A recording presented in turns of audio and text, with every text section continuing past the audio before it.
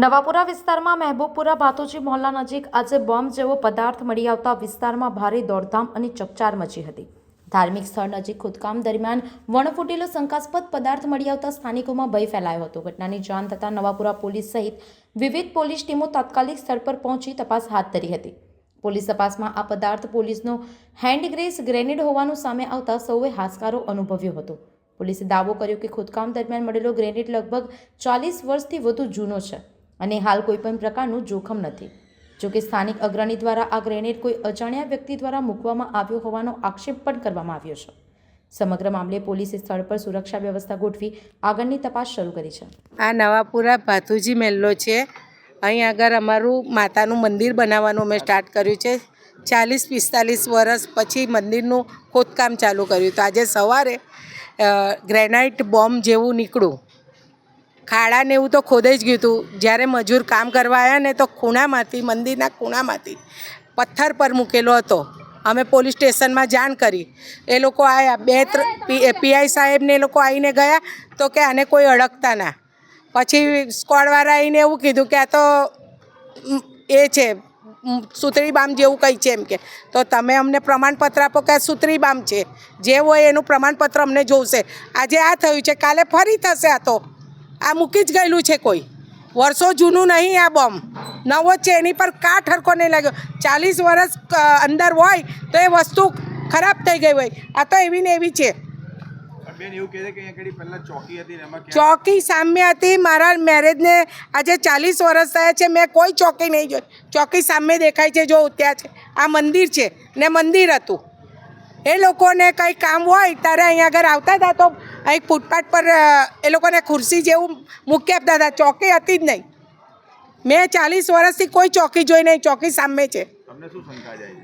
આ કંઈ કરેલું જ છે કાવતરું, ને આની જડ તક જવું જ પડશે। આજે આ છે, કાલે બીજું કરશે। તો આ લોકો તો આવી રીતે જ કહી દેશે સુતળી બામ છે, લઈ જાઓ। એ નહીં ચાલે। હવે આ અમારું ધાર્મિક સ્થળ છે ને અહીં ગરીબો લોકો રહે છે। કાલ ઉઠીને કંઈ થશે તો એની જવાબદારી કોણ લેશે? જીવનું જોખમ લાગે છે? હા, લાગે છે। આજ રોજ નવાપુરાના મહેબૂબપુરા વિસ્તારમાં, જ્યાં મહેબૂબપુરા ચોકી આવેલી છે પોલીસની, ત્યાં જે મંદિર છે, મંદિર પાસે મંદિરના ટ્રસ્ટીઓ દ્વારા કોઈક કામથી ખોદકામ કરવામાં આવ્યું હતું। તો ત્યાંથી એક 3-વે ગેસ ગ્રેનેડ છે, જે 40થી 50 વર્ષ જૂની બનાવટનો હોય એમ પ્રાથમિક દ્રષ્ટિએ દેખાઈ આવેલું છે, એ મળી આવેલ છે। એ મળતાની સાથે જ નવાપુરા પોલીસે અમારી BDDS ટીમ છે એને ઇન્ફોર્મ કરેલું હતું, અને BDDSની ટીમ ત્યાં આવીને ચેક કરતાં આ જે ગેસ ગ્રેનેડ છે તે મૃત હાલતમાં, એટલે કે ડેડ હાલતમાં છે એવું જણાવેલ હતું।